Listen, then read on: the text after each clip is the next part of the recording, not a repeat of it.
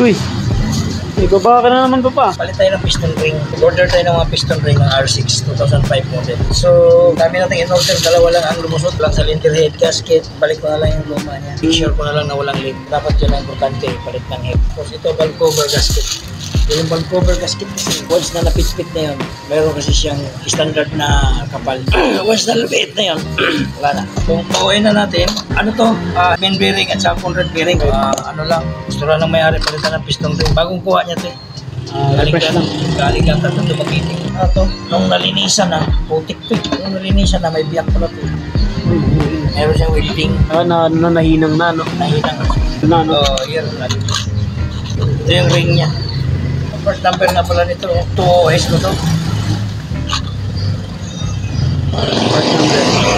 Part number. May oversize na 25. Kung in case lang na may oversize 25, ang mangyayari dyan sa 11 na yan, magiging 12. 12. Magbabago. Mag-oversize na. Mag-oversize na. Pero walang oversize nito. Kasi ang block ng R6 naka-built in. Expander ring.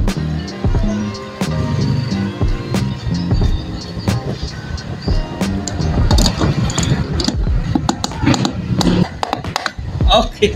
Yes, Nabili ko lang yan sa online. Shopee. Meron tayo dyan pang malaking motor eh. 1,000 to 300. 1,300 eh. Meron tayong isa yung baby head. Maliit itong R6. Pinapaliit. Yes, sukat R6. Palo ng piston. Hindi pwede martilyo. Palo total na. Malambot na. Mga plastic lang. Plastic lang. Pwede rin yung rubber mallet. Handle ng rubber mallet.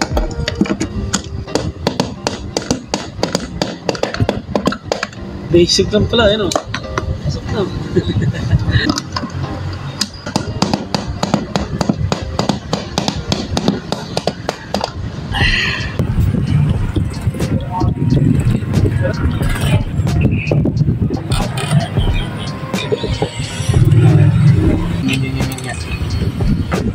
Yun.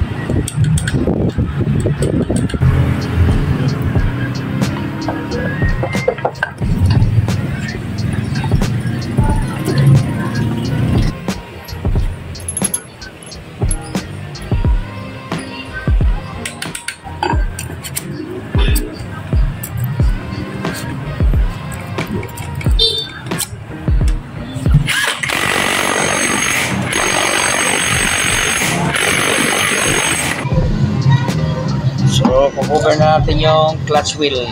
Yan. Yan ang clutch wheel. Sa mga hindi pa nakakaalam, may aro yan. May mark pala yan.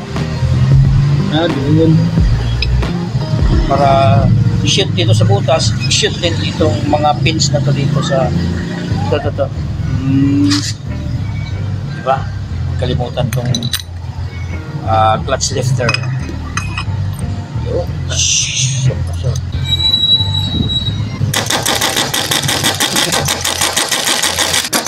yung ganun kasi na di kuryente. Sobra. Nang lost thread, no? Ang lost thread.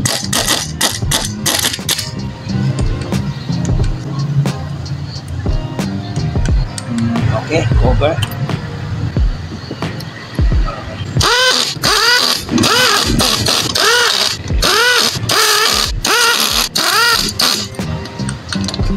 Balag ko magluto.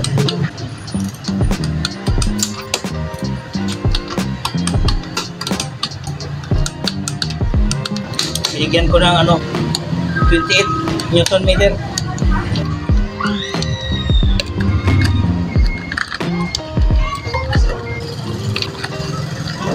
Bago overhaul, bago rin spark plug.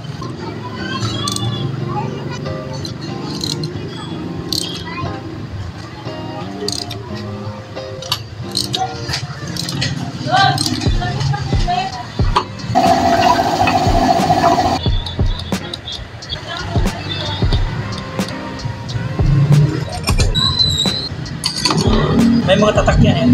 Intake 2, ito naman exhaust 2. Sa Japanese bike kasi dito ka magbilang. 1, 2, 3, 4. Dito. Yan yung intake 1. Bago na yung gaskets. 2004 na valve cover gasket.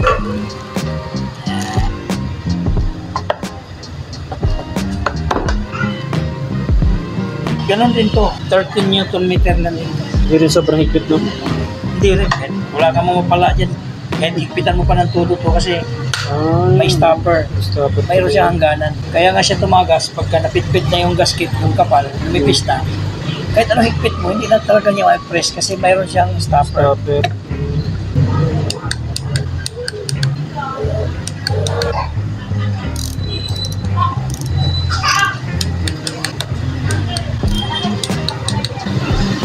So, buo na siya. Sasampa na lang ito sa chassis.